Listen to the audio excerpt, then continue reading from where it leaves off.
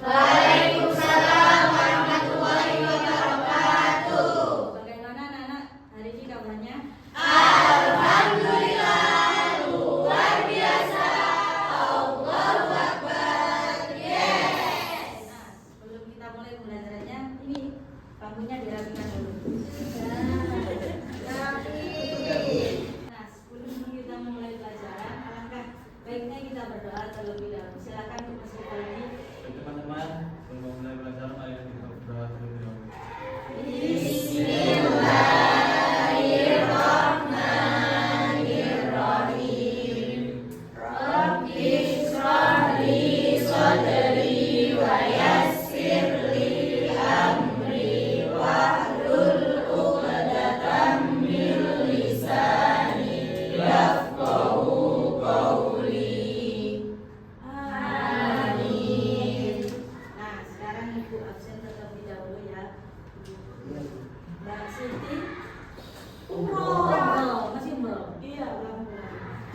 Saya Maun, Hadiro. Mbak Carer, Hadiro. Mbak Nadia. Hadiro. Oke, hadir semua ya. Oh ya, Siti. Nah, kemarin kan kita sudah bahas tentang salat fardu dan salat sunnah ya. Nah, itu kan ada 5 waktu dalam sehari. Nah, berapa sih total rakaat dalam sehari itu? 17. Kalau macam-macam dari salat sunnah itu apa aja sih?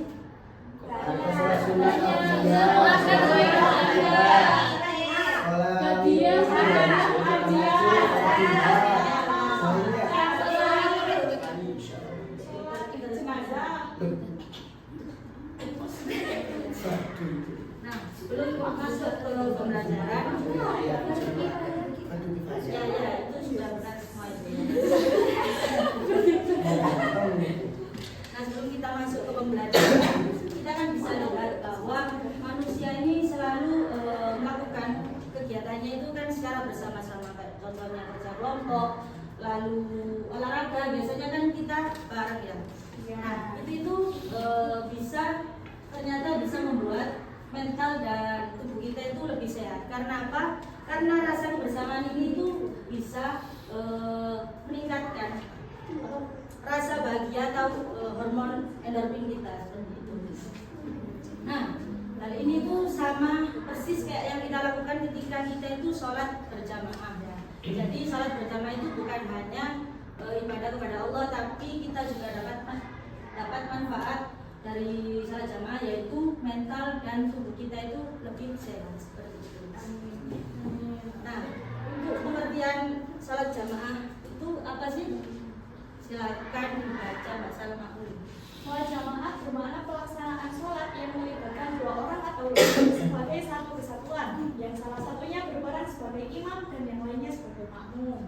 Oke, jadi intinya ini sholat jamaah adalah sholat yang dilakukan secara bersama-sama, yang dipimpin oleh imam dan diikuti oleh makmum.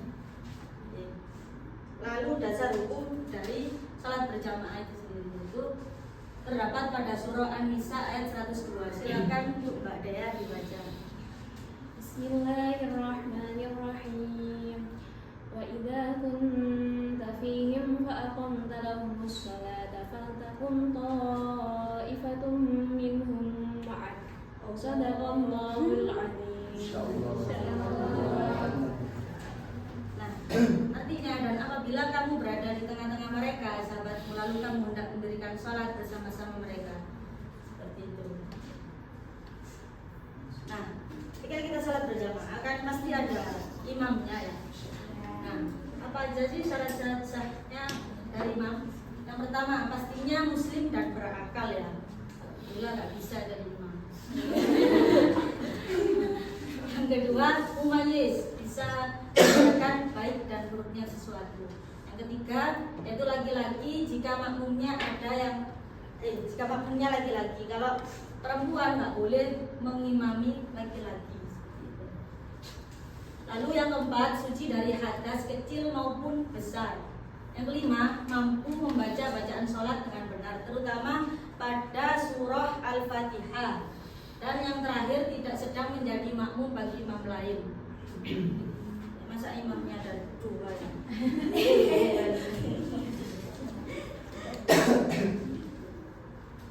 Oke, yang selanjutnya yaitu ada syarat-syarat sah. Silakan Mbak Ulfi dibaca. Syarat-syarat sahnya makmum yang pertama adalah berniat mengikuti imam sejak awal salat. Yang kedua beragama Islam, berakal dan sudah mumayyiz. Yang ketiga berdiri di belakang atau sejajar, tidak boleh lebih maju dari imam. Yang keempat bisa mendengar atau melihat gerakan imam. Yang terakhir mengikuti gerakan imam dengan benar. Nah, jadi itu pembelajaran kita hari ini. Jadi sholat berjamaah ini adalah ibadah, bukan hanya ibadah kepada Allah saja, tapi kita juga bisa mendapat manfaat dari sholat jamaah seperti mental dan tubuh kita itu lebih sehat ya. Nah, sekarang ada satu pertanyaan yang bisa menjawab, dapat hadiah. Nah, apa pengertian dari sholat berjamaah? Cepetan. Semua. Balik. Ulang. 1, 2, 3.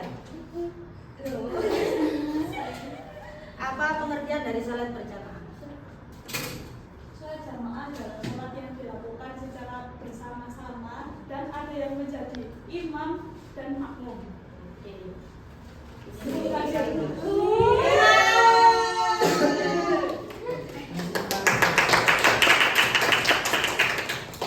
Untuk pertemuan selanjutnya kita akan membahas mengenai sholat Jumat, yaitu sholat yang wajib dilakukan oleh semua muslim laki-laki.